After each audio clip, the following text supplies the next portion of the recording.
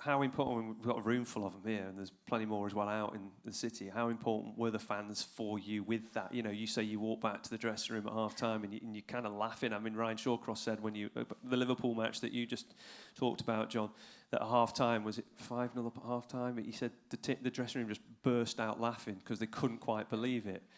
But is that, you know, knowing that you had the fans behind you, did that help you, you know, be more relaxed on the pitch and have that siege mentality? It was just a connection. It wasn't like a help, was it? Like everyone just sort of felt connected in a strange way, wasn't it? Even when I came, I've never been here. I think I played it with Chelsea in the FA Cup. But when it turned up and I played the game, it was like, it sounds a bit weird, but there was a connection with it. I don't even know what it was, but it just was for like 6 years. You know, even now, like, I know I went on to Leicester and do okay there, but it's still, like, where was your best time? Well, here. You know, because I spent 6 years here. But I know. And it's a strange thing for me to say, because obviously I went on and do that, but still I'd go, where was your best time? I said, I was here. You know. But, yeah, just a connection. No, he's spot on. It's not just... I think what managers don't realise, what fans don't realise as well, it's the families as well. And the families come, all the kids are together. We shared a box, didn't we, the whole time, and all the kids grew up together, and they're all Stoke fans. They're all watching the matches in the shirts as they're growing up, and my kids grew up Stoke fans because, like, we talk about the semi-final. My little boy was just born in March, the end of March. We had the semi-final in April. My wife went 2 weeks after caesarean, drove down to Wembley, was celebrating, jumping up and down after caesarean with the two other girls in the stand, and that's what it means to the families. And you come here, and sometimes it's down to the players on the pitch as well, I think, because whatever game it is, if you know, with Stoke, so you want to be up in people's faces. And yeah, it was a banker when at home. It was a banker at home. Every single game, right, we'd say first 5 minutes, right, and because I was up front or on the right, it'll start with me, so I'll say, right, I'll let the centre half have it, but I'll turn my back, and then as soon as it goes to him, I'll be right into him. And if I was playing against you, if he left it late, I'll just leave a little bit on him, but you get the fans going, and you do that every single time, and then suddenly they don't want it, so they kick it long, and this big head, and Ryan's even bigger head, would win the ball. And it's simple because you get the fans on your back straight away, and I think that was missing from the games I was watching, and I couldn't understand, because no matter how low you are on confidence, that'll bring it on straight away, and I think you should have that. It gets you in the game, doesn't it? It gets you in the game. There's nothing worse than sitting back and sort of waiting for things to happen. You know, you need to make it happen yourself. You tend to do it against the bigger teams where you sit back and you defend your 18-yard box the whole game. But then you lose. Yeah, you end up losing. And then you lose like 7-0 when we played Chelsea away. I didn't play, Rob, no. Sure? Yeah. Move on. No, my point is, you're playing against the big teams away and you lose 7-0 and you haven't even broken a sweat. You're just sort of doing the whole sort of shadowing and shape. You know, it's just... You know. But as a player, you give the fans that energy. Because that's what the fans want to see. They want to see people that are going to work for the shirt and work for the team. And then off that energy, as a player, you feed off it. And it's simple. It's a give and take sort of relationship. And your work as one, then. You need that. It's simple as, isn't it? You know, get on the front foot and get in their face and have a bit of a fight. You know, sounds really basic, but that's how you start, isn't it? You know, being the fear of losing. Simple as. Is that hard now when you see the club where it is at the moment and the situation it's in, to know what you guys had, to see it suffering a little bit at the moment, you know, down in the doldrums? Well, it's difficult to say for me because I'm obviously not as close as you are to the team, so I'm second guessing. But it's the games I have watched on TV, and you know, see empty stands like that. That's not Stoke. You know, it used to be the greatest tickers in town. You know, small stadium, people want to come on the weekend to the game, so it's a bit like, well, it's a bit. No, I mean, you know, it's sad to see because normally it was full. People would pay over the odds for the tickets and so on. You know, we used to have people ringing me, can I have tickets just to come. But I don't know without being in the club to know what's happening. But hopefully after the international break now with the win last weekend, it seems like Mike O'Neill seems to be the right guy. he's got a bit more about him. When you manage, you need to look up someone and have that sort of respect. And even if he doesn't know what he's talking about or he might be wrong, he needs to sort of come forward and pretend that he does. That's half the job, isn't it? It is.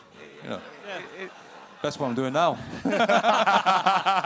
No, he's right, but you know, no one that's been in the club has wanted to do as poorly as we have.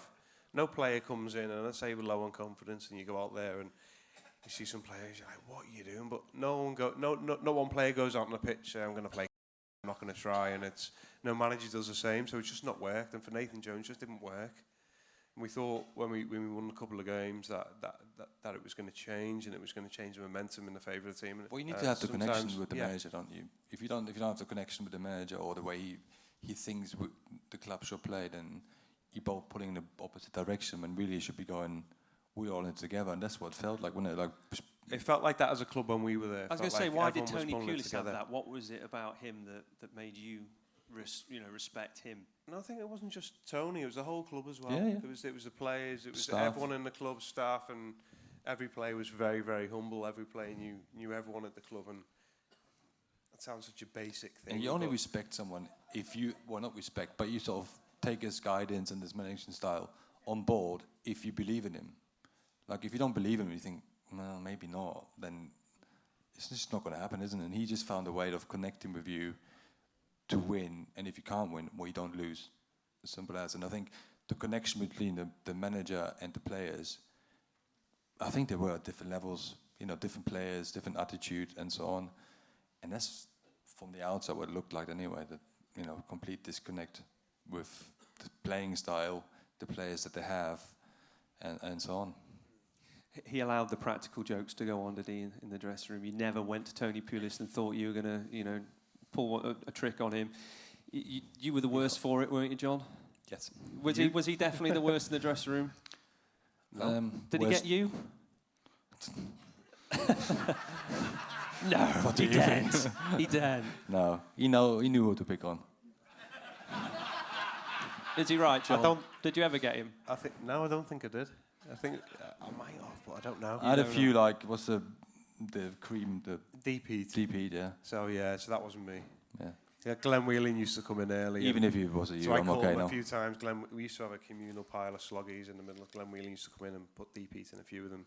Crouchy was the main one. Crouchy every single day that Glenn did it, Crouchy was there. So next thing, Crouchy's leg was on the sink, washing himself because he had DPs on.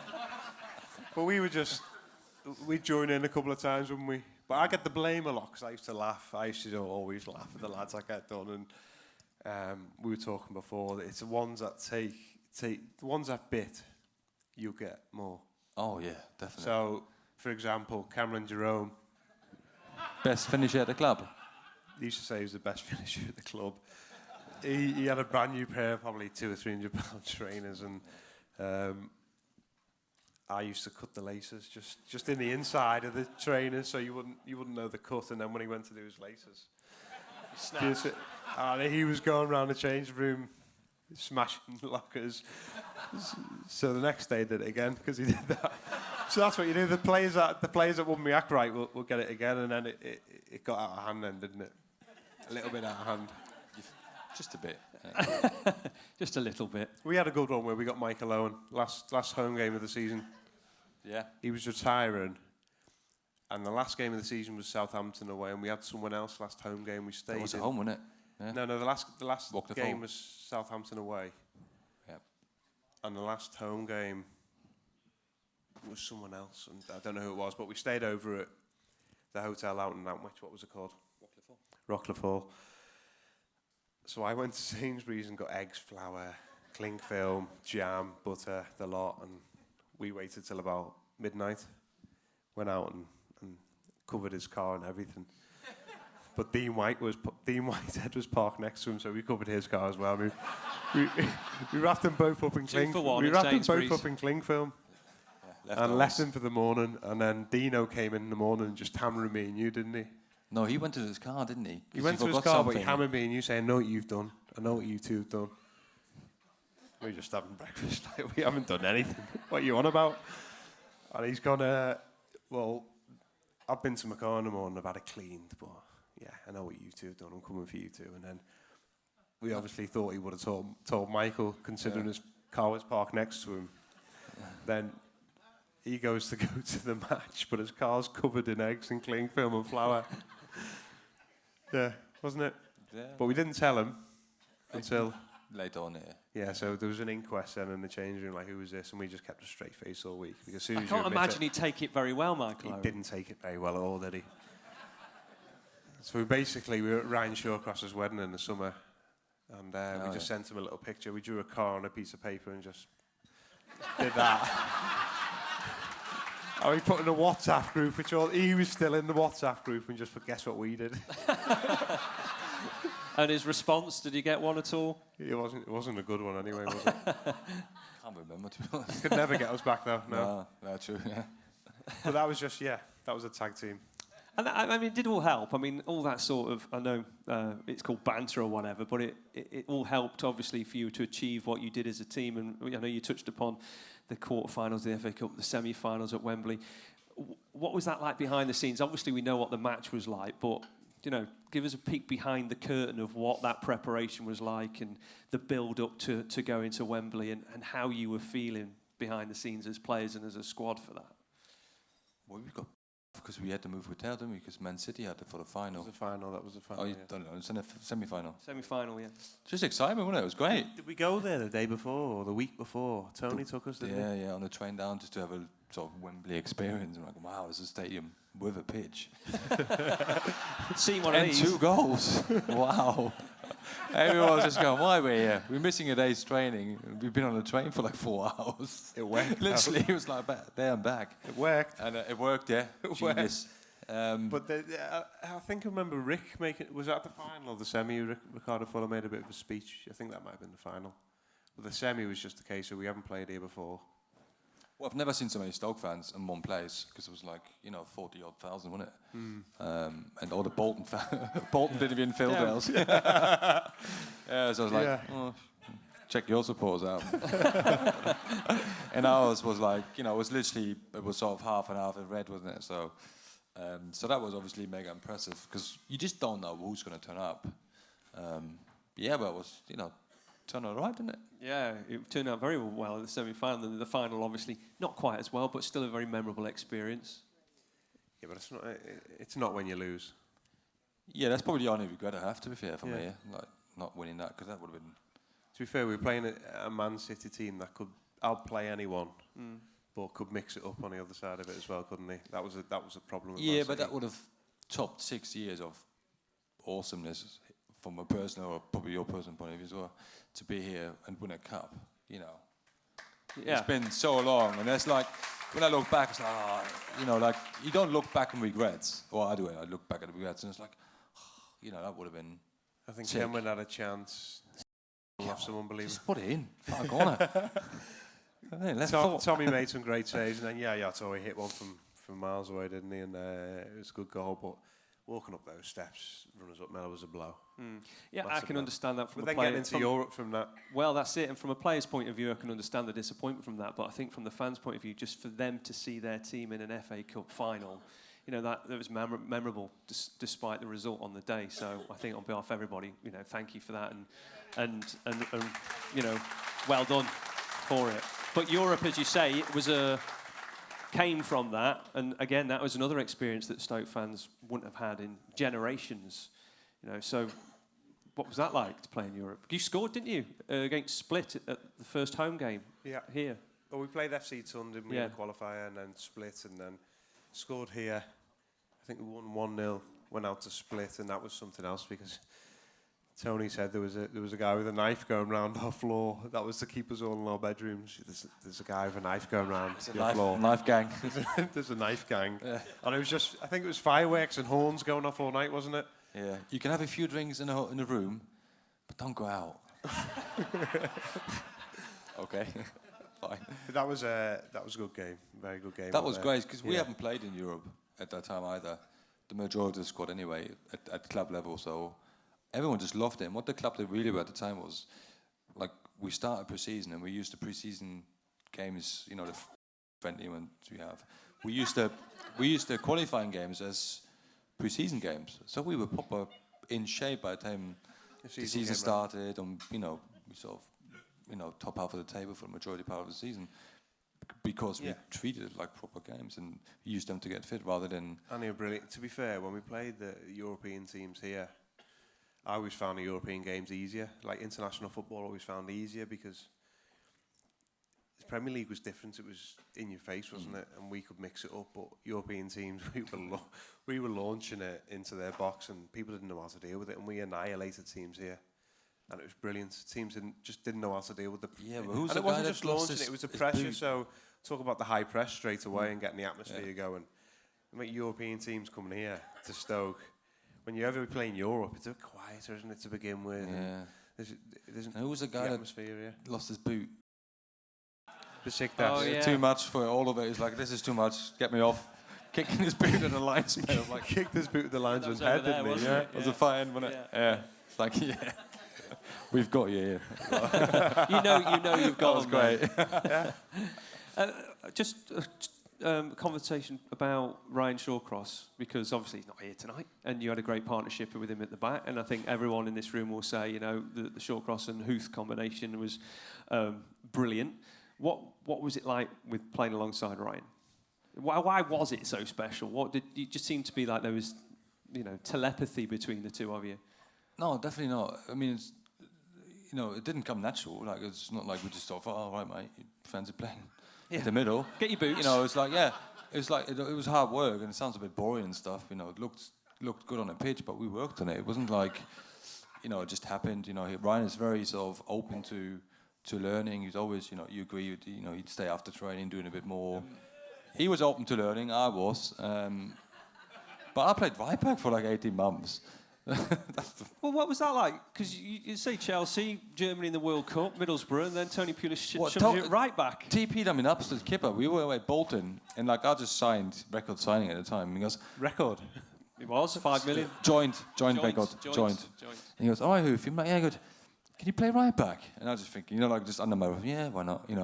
Right, you're playing right back? So I'm like, you kidding? Never played right back in my life. Never even done a throw-in. So the ball goes out. I'm picking it up. Like, Ryan looks at me and goes, get the ball. Because I don't know when he's centre back, someone else does the throw-in. So I'm like standing there, going, looking around. Yeah. Do the throw-in. So I was looked down the line, completely overthrown it. Like literally miles over Dave Kitson's head. He just went, record signing. Can't even throw the ball 12 yards onto my chest.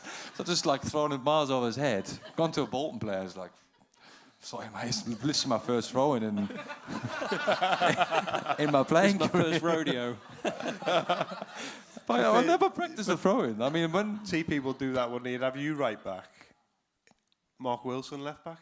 Quite a lot. Higgy. Danny Collins, Mark Higgy left back. But you'd have all the Four centre-halves across the back, essentially. Yeah, but if you were left midfield or right midfield, which I was most of the time, I was either right back or left back. So you'd have four centre-halves, so right back and left back. That's why we were so strong. I used to do all his running if I played with him. Good boy. The right back. Yeah. Come on. Can you take throw-ins? Yeah, how hard was that for you to sit there and not be involved in the team, to have that decision for you to have to leave? Well, I've gone from playing 5 years, pretty much every game, to not being selected. But I did play under Mark. I just got injured. Not a great story, sorry, but I just... People are thinking there's something more sinister, but... No, I mean, the team did well, and I was injured, and I didn't play. And then when I was fit, I couldn't get in.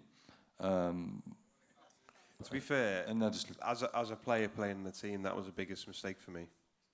As a team,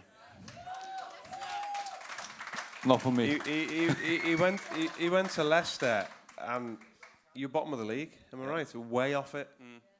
And he was a big part of them staying up in the league. And you went on an unbelievable run. Yep. And then went and won the league next year. But so come on. The only issue I had with Mark was when I said, it's time for me to move on because I've played like 2 games or whatever. The only issue that really was like, man, we're going to loan you to a championship team. Like, I'm 29, 30 years old. I can still play Premier League. And he was like, yeah, I just don't want you to go to a Premier League club. And like, is it because of my goal threat or what is it? Your throw-ins, your throw-ins were too good. Yeah, and so I said, come on, you're going to give me a chance. He said, no, I don't. Right, you played Leicester twice when we won 1-0 at Leicester, and he went, well, you can go to Leicester. I'm like, oh, fucking great, bottom of the league. That's a good one. And yeah, so the rest is history. That was the only sort of, not fallout, but just sort of disagreement. But the team was doing great. You know, you were 8th, 7th, 9th at the time. Team was doing great, so I couldn't get in. Shit happens, you know. So I tried to get back in, but just the chance didn't arise at the time. Well, thank you ever so much for coming tonight and talking to everyone. I think everyone's had a great night, and I think, you know, before we do the auction, just say thank you once again to Robert Huth and Jonathan Walters tonight for coming along. Standing ovation. I think I'll start. What's that? A standing ovation for you. Thank you. Thank you.